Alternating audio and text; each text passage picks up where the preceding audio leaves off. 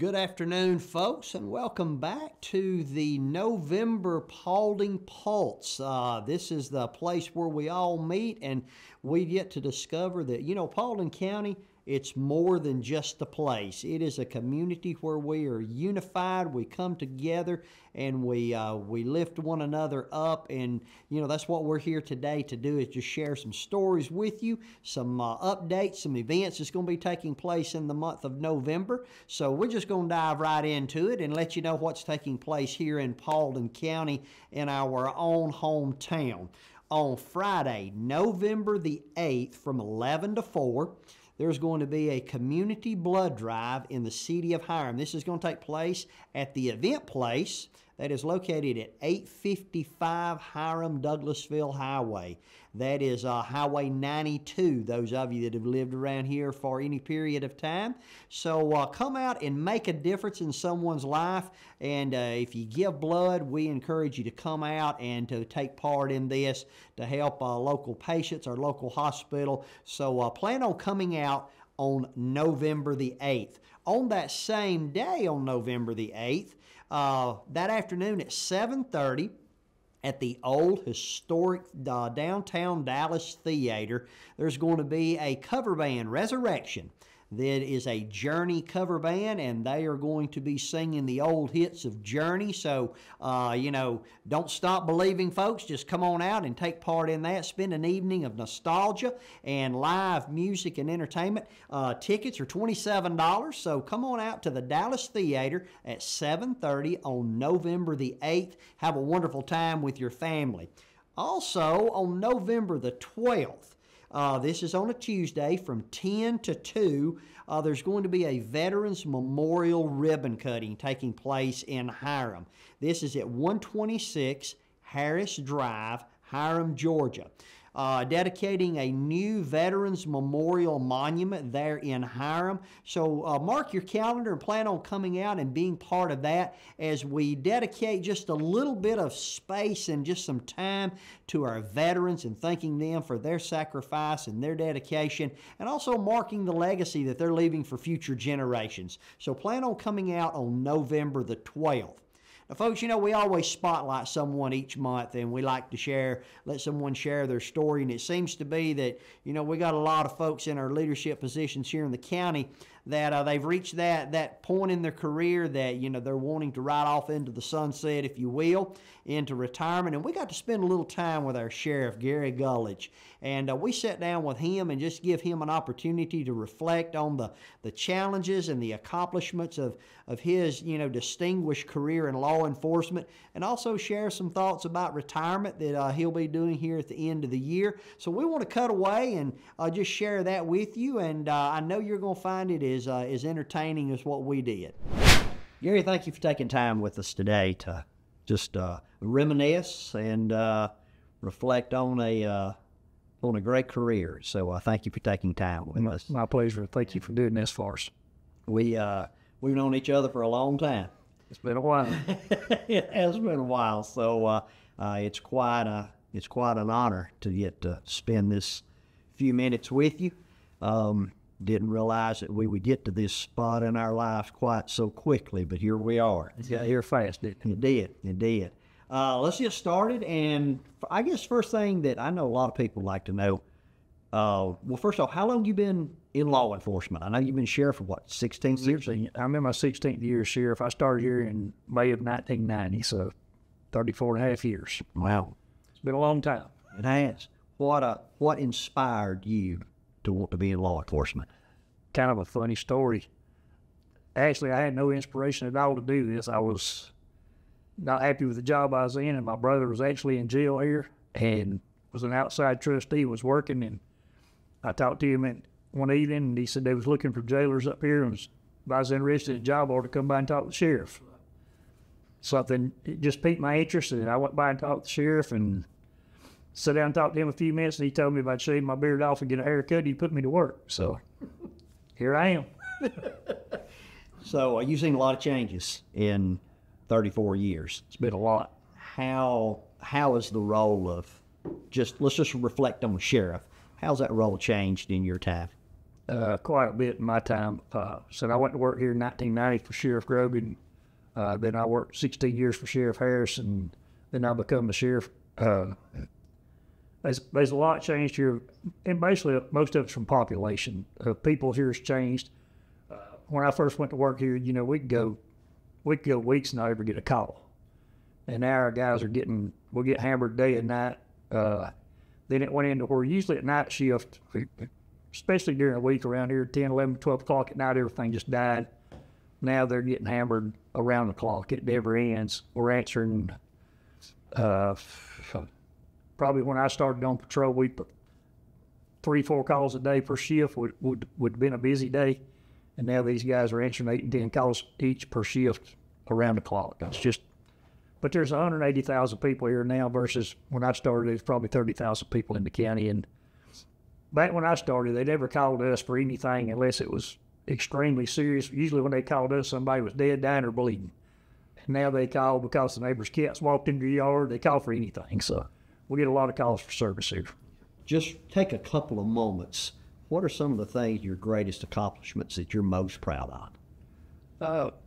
Can't go on without saying in this building we're sitting in. I'm very proud that we got to build a new sheriff's office and jail. The other jail we was in was not designed for what we needed it to be. This is a state-of-the-art facility that makes it extremely safer for our employees. This place should serve this community way past mine in your lifetime anyway. So we spent a lot of money on it. It's a nice structure, but the safety is paramount for our employees. And this place is so much far advanced from what we came out of. We built a training center here. We try to make sure our guys have the proper training that they need. That helps a lot, do a lot of in-house training. We brought the drug task force. We built a building here for them, so now we've got the drug task force here located in Paulding. Those are things that I'll always be proud of. Our pay and benefits package for our employees has improved tremendously. Like when I started here in 1990, it's like first check I got, I was like, I don't know what I'm supposed to do this because it won't pay the bills, but I started making $6.25 an hour, so it's changed quite a bit since then. That's a lot of changes. It's a lot. So going on that note, what do you hope that your legacy will be, and how will your legacy impact not just the sheriff's office, but the community that you've served now for 34 years? I just hope they can all be proud of the job we've always done. I hope they'd be proud of what we've left here with this, like I said, with this building. We've always tried to treat the community fairly. This community's always supported us. They've always stood behind us. The civic groups, the churches, the community in general, they've always had our back. And when I walk out of here New Year's Eve night, I want to be able to go out on the front stoop and turn around and look at it and say I left her better than I took her, and wish the next guy the same success. That's quite a statement. That's that's deep. No matter how you look at that.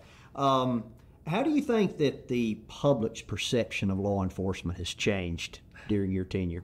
We've seen a lot of change. When I first started here, everybody had a lot of respect for us, and maybe even a little bit of fear of what could happen to them. And we've gone from that to, we went through a spell where they had no respect for the sheriff's office or police in general. They had no respect for themselves. So we've dealt with a whole different bunch of people than what I grew up here doing. I'm starting to see that turn again. But the community kind of got quiet for a while, and I had several of them tell me, we still support y'all. We're just being quiet. And I said, well, maybe it's time to quit being quiet. You need to stand up and let everybody know where we're at. And I'm seeing the turn. It's coming back where the support's back again. We've always got to have the trust in the community. Without them behind us, we're wasting our time. That's very true. That is so true. What advice would you give a young man or woman that they desire a career in law enforcement, just getting started where you was at in 1990? Stay out of trouble. Keep your nose clean. Education is paramount now. Of course, I had a high school education, but the training that you could get yourself now, the education you can get, will put you years ahead of where I started at. When I started here, there was no training. Everything we done, we used to go drive sticks in the ground and staple targets to them on borrowed land. I actually bought, more than once, I bought my own bullets to shoot my gun so I could qualify so I could be a deputy. When I first went to work here, I bought my first gun. I actually bought my first badge. And now the guys that's coming here, they don't have to buy anything. We furnish everything for them other than their socks and their underwear. So it's, there's been a lot of change here, and most of that I'm very proud of. No doubt you remember back when we were in high school, we'd hear our parents make the statement, boy, if I could go back then and know what I know now. So I'm going to ask you that question. Based on that perspective, is there anything you would do different? I'd like to say yes, but I wouldn't. I feel like I was led to do this job. I never really, when I started here, I never had any ambitions of wanting to be the sheriff. It just kind of unfolded that way. So I figured I'm where the good Lord wanted me. I'm doing what He wants me to do. I used to get tickled at my mom. She was always worried about me, of course, as mamas will do. And she'd say, I'm worried about you and afraid something's going to happen, afraid this is going to happen. I said, Mama, when the good Lord gets ready to take me home, if I'm hiding under your skirt, He's going to grab me out from under there and take me anyway. So I'm not leaving here until He's ready. So don't worry about me doing this job. I said, I feel like He's put me here for a reason. I don't know why He chose me, but He did. I hope the community thinks that I've done them a good job. I did my best. I'll give it my all. And short version is, I'm tired. I'm ready to go home and try something a little bit different for a while. Well, based on that, let's get to the question that I know you're excited about, because you have done a great job. I mean, you've committed your lifetime to Paulding County. But what's retirement look like for Gary Gulledge? What are you going to do? I hope it's surrounded with me and my family without a telephone ringing all the time and somebody always wants something from me. I'd like to give my family the time that they deserve. They give up enough for me doing this job. It's not all about me. I've left every kind of function you could think of. I've had to get up and leave and go back to work because this job demands that. Sometimes you just have to go. So my wife and daughter both give up more than anybody should have ever asked for them to give up, and they've done it without complaint, and it's time that I take better care of them and spend a little more time with them. Well, they deserve that, no doubt. What are you going to miss? What are you going to miss most about? Without a doubt, the people. Yeah. The people's what makes this place. Yeah. Some of the best, talented, smartest people I've ever been around works in this place. They're dedicated to this county. They're dedicated to this office. We've got some here that they complain about not having a shiny new nickel. We've got some here that work for nothing. And it's just the kind of people they are. It's the kind you want to be around. I've said the same thing. We've been through so many natural disasters here since I've been a sheriff. I can't remember ever having to pick up the phone and calling any of my folks to come in. They just come. So it's the people that you can depend on when you're in need. You don't have to go looking for them. They know what's going on. They know what this community needs, and they rally behind us. We'll wrap some things up. If you had one message that you could leave Paulding County, what would you say to the people right now? Do the right thing always. I know that's not going to happen. Ask the community to stay behind this office, stay behind the new administrations coming. Continue to pray for them, pray for these guys here.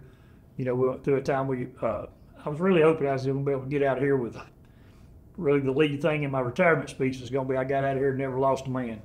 That got took away from me, and it hurts. It'll always hurt. There'll always be a hole in everybody's hearts here from losing Deputy Cunningham. I hope that the next administration, the ones after that, and the ones forever, don't ever have to go through that. You never know, though. People are different. Bad things happen, and you just have to deal with it. Like I said, this community has always been behind us, and without them, there's no need in us being here. I didn't know.